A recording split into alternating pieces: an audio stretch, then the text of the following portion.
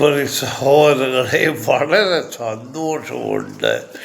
ഇന്ന് കാതോലിക്ക ബാവ, അതായത് കള്ളൻ കാതോലിക്ക ബാവ കൊലക്കേസിലെ 1-ാം പ്രതി ഇന്ന് വാ തുറന്നു.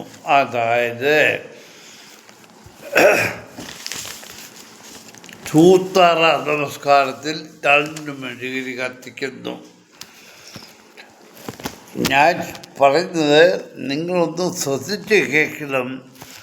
ഇത് ദൈവനിശ്ചയമായിട്ടുള്ള ഒരു കാര്യമല്ല ഇന്ന് ഒരു സഭയിൽ നടക്കുന്നത്.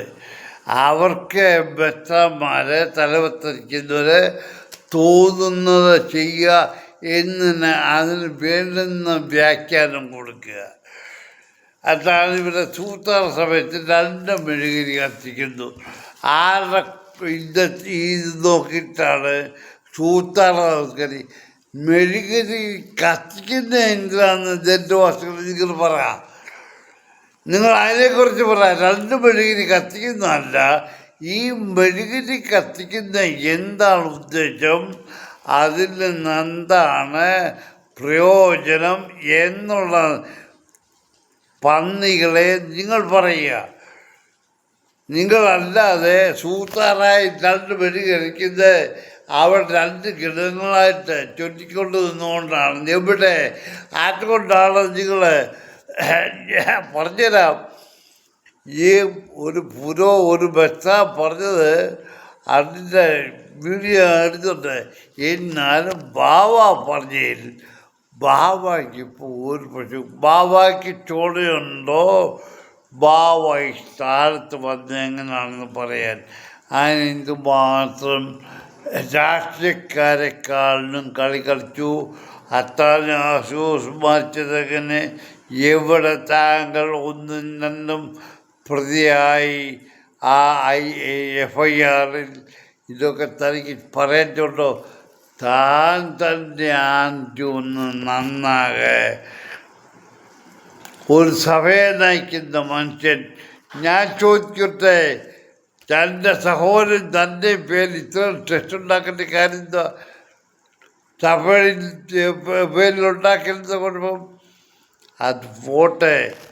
താങ്കൾ തന്നെയല്ലേ തൻ്റെ സഭയിലെ ഒരു സ്കൂളിനെ ഗണിച്ചിട്ട് കേസ് കൊടുത്തേക്കുന്നത്? തനിക്ക് അതിനെക്കുറിച്ച് വല്ലതും പറയാമോ? എങ്കിൽ എന്നോട് പറയണം.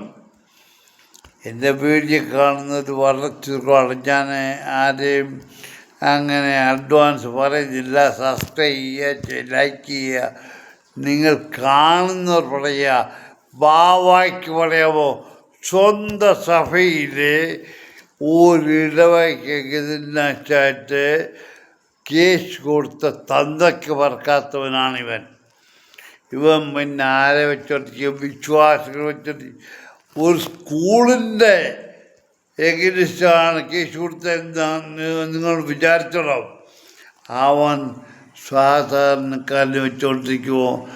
ഇവരെന്തോന്നിനാണ് 250 രൂപ ഭദ്രാസനപ്പിന് ഉണ്ടാക്കിയത്?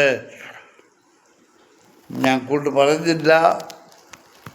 ഈ ഓർത്തസഭയിലെ കാതോലിക്കയോ അവൻ്റെ അടിമകളായിട്ടുള്ള പലരുമുണ്ട്. ഒരാളിപ്പോൾ എൻ്റെ അടുത്തുണ്ട്. അടുത്തെന്ന് പറഞ്ഞാൽ എൻ്റെ ഇടവകയിലുണ്ട്. ഇവനോടൊക്കെ ഞാൻ ചോദിക്കുന്നത്, അവൻ്റെ പേര് പല പ്രാവശ്യം ഞാൻ പറഞ്ഞില്ല. ഇവർ കണ്ടാലും അനങ്ങത്തില്ല. രാഷ്ട്രീയ പാർട്ടികളെക്കാൾ കഷ്ടമാണ്. അവരെ വേണ്ടവരെ വെച്ച് അവരെ കൊണ്ട് സംസാരിപ്പിക്കും. സാരമില്ല. ബാവല്ല കൊലക്കേസിലെ പ്രതി 1-ാം പ്രതിയോട് ഞാൻ ചോദിക്കുക, നീ കള്ളുകുടിയന്മാരുടെ കാശ് മേടിച്ചിട്ടില്ലയോ? ഇപ്പോഴും മേടിക്കുന്നില്ലയോ? വേണ്ട. അവരെ നിങ്ങൾ എവിടെ കൊണ്ട് കുടിച്ചിട്ടോ? നീ നിൻ്റെ സഭയിലുള്ള പുരോഹിതന്മാരും ബെത്തന്മാരെ കുറിച്ച് ഞാൻ പറഞ്ഞത്. വ്യഭിചരിച്ച് നടന്ന ബെത്തന്മാരും പുരോഹിതന്മാർ സ്വർഗഭോഗികളായ പുരോഹിതനും